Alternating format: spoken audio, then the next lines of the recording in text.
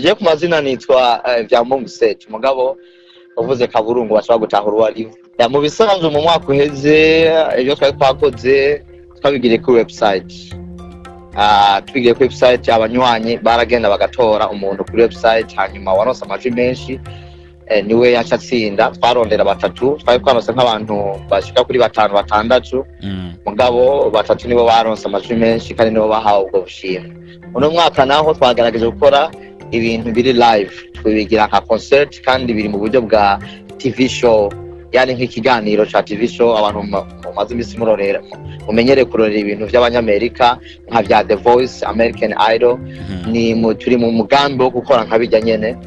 niyo tandukaniro nini yari hari kandi turizera yuko kubazoshika mu giteramo bazobona impinduka niniya mu biteramo bari amaze imisi babona mu micungararo y'abarundi muri community y'abarundi kandi ibindi bitandukanye kuko cyo twagaragaza kubitegura neza mu buryo bizaba ibintu bizana umuvyuro kandi bizana itandukaniro muri industry y'abari indirimbo z'Imana hano muri Amerika. Okay, turiko turaraba ni twavuga ndiko ni mwarabikoze mu mwaka uheze ariko umuntu ariko arakurikirana umenga bizoba bibonetse nk'ijyambere bizoba ari nkabishasha nikihe kintu ubu mwakoze kizotuma abantu bavyitabira kurusha uko bavyitabiriye mwabikora kuri website? Mu bisanzwe muri uno mwaka urabona abanywanyi baratora ariko muri uno mwaka turafise umujaji yani umucamanza niwe azoba ariko niwe azoba azotora kuko arafise nk'ababiteguye turafise ivyo azokwisunga ivyo azoraba surumva muri abo baririmbyi kuko abaririmbyi baratowe twabitanguye kuri website bamwe baratora twararose nk'abantu bashika kuri 4 biyandikishije mu mahiganwa haratoka abantu batatu nibo bazogena kwiganwa nyene kuri iyo concert live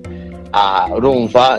umujaji niwe umucamanza arafise ibintu azogenda yisunga azoraba kuronka wa mbere n'uwa kabiri hamwe n'uwa gatatu rero uburyo twabiteguye kandi twinafuza yuko abantu benshi bazoboneka ni kuvuga yuko kino kintu bazoperforminga live kandi performance live hari n'abandi baririmbyi twatumiye basanzwe bamenyereye bazoba bahari bazoba bagiye kubashigikira kubafatara ku mugongo no kuzobaye impanuro zitandukanye hirya no hino no kuvuga yuko kandi rero umuririmbyi kuririmba live kuko nta kwedi turabona benshi mu ma concert bagenda baririmba indirimbo barimbye z'ama CDs ni mugabo wazo bari karirimba live kugira ngo abanywanyi bamwizeye bumve umuririmbyi bashigikiye bamumve live adaciye muri studio adaciye mu microphone yediswe n'ibindi bumve yerekane talent yiwe yerekane ubumenyi bwiwe bwo kuririmba ico nico kintu tugomba kugira ngo n'abaririmbyi nabo nyene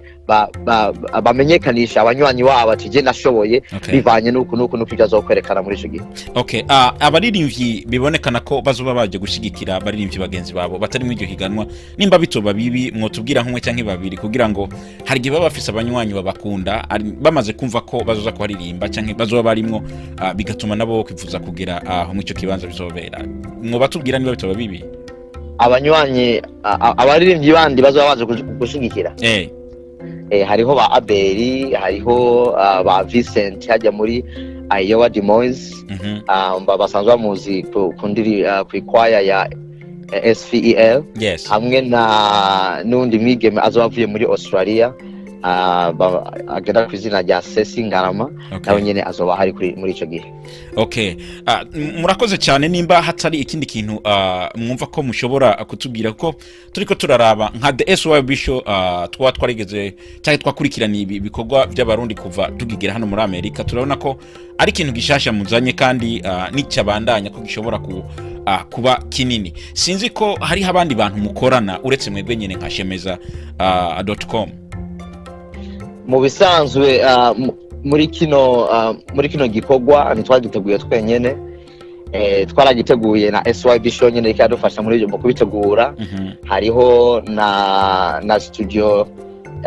studio ya FZ Films uyirongoye ari Alexis Joseph aba muri Ohio Cincinnati nawe nyene azoba hari nibazo barongoye igikorwa cyo gufata ama video turafise na n'indi studio iri muri St. Louis narabonye umenga U&I studio. Hariho na Focus Film Production ikorera mu Rwanda, irongowe na Bukuru Celestin n'undi muhungu aba mu Burundi mugaba mu Rwanda. Mu bisanzwe ayo n'indi company Umuco Records ikorera mu Burundi, nibo badufashije kandi nabo badufashije gukora ururirimbo rwa no mahiganwa. Abanywanyi baragumvise kuri Facebook n'abaruronse ku WhatsApp. Saba bose nibo twagiye hamwe baradufasha kugira ngo dutegure kino gikorwa twakoze no mwaka cy'amahiganwa.